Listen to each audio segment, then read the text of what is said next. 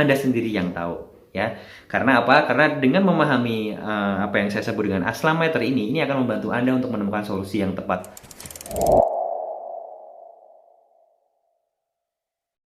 Assalamualaikum warahmatullahi wabarakatuh. Salam sehat dan berlimpah selalu untuk teman-teman semuanya. Di sini di layar teman-teman ya sudah ada apa yang saya sebut dengan aslam meter. Ini hanya sebuah rekaan saya saja, tapi insya Allah nanti akan membantu teman-teman untuk lebih mudah memahami apa penyebab kenapa asam lambung Anda selalu naik, kemudian menyebabkan gejala MAH, GERD, tukak lambung hingga anxiety yang selama ini Anda rasakan. Nah, di layar itu sudah ada sebuah gambar ya, di sebuah bagan ya teman-teman, bahwa kondisi ketika sakit Anda kambuh ya, itu poinnya adalah ada di sini ya, di paling atas. Nah, saya mau mencoba dengan sebuah analogi yang sangat sederhana yang nanti mungkin bisa diterapkan atau diimplementasikan dengan diri teman-teman sendiri.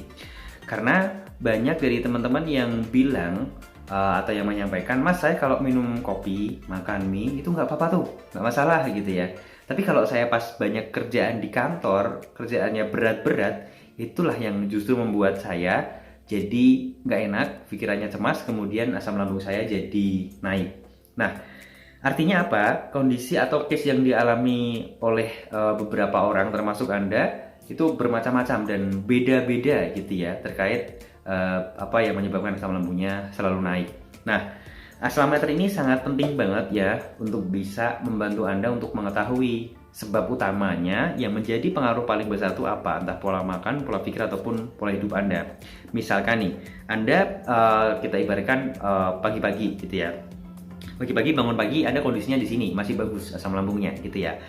Tapi karena Anda bangunnya kesiangan, terus kemudian Anda agak cemas, panik gitu ya. Terus kemudian lupa sarapan juga, kemudian berangkat kantor terburu-buru, lalu sampai kantor kondisi asam lambung Anda itu kambuh di sini. Ya. Artinya dari kondisi di sini tiba-tiba langsung naik jadi di sini, sakitnya kambuh. Nah, maka apa yang menjadi penyebab sakit utama Anda harusnya sudah mulai kelihatan di sini. Apa itu? Yaitu pola hidup Anda. Maka solusinya bagaimana? Ya bangunnya lebih pagi. Ya, sesederhana itu sebenarnya teman-teman. Itu yang pertama.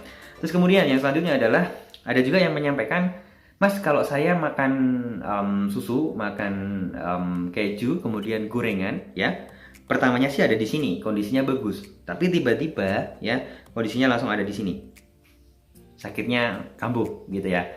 Maka solusinya bagaimana? Yaitu dihindari dulu. Karena Anda sudah tahu sebenarnya sebab utama kenapa asam lambung Anda selalu naik itu di situ. Nah, kalau ada yang makan gorengan, minum kopi, minum susu kondisinya bagus, nggak masalah, mungkin ya ini bisa menjadi sebuah contoh ya teman-teman. Kondisi dia memang sedang di sini gitu ya.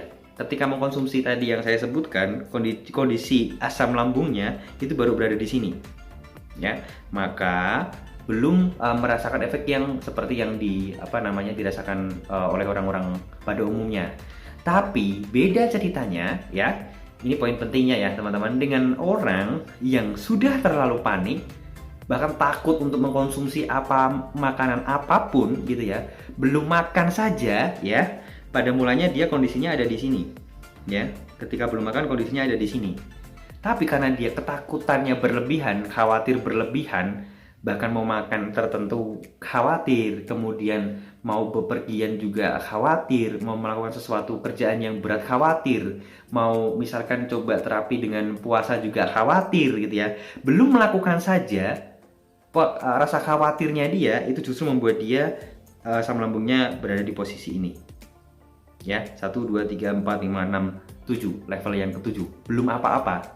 Maka jika seperti yang case yang saya sebutkan tadi, setelah itu dia konsumsi makanan gorengan misalkan ya, dengan minyak dengan kandungan lemak transnya. Lemak trans itu minyak yang sudah dipakai pertama, kemudian dipakai lagi untuk menggoreng yang selanjutnya. Nah, itu kandungan lemak tak jenuhnya, lemak transnya sangat tinggi dan itu akan memicu asam lambung untuk cepat naik. Maka belum makan gorengan saja, dia posisinya udah dari level 7 ya, karena kesemasannya tadi, karena ketakutannya tadi. Maka setelah makan gorengan, jangan salah, tiba-tiba hanya levelnya naik 3 tingkat saja, kondisinya menjadi tidak bagus.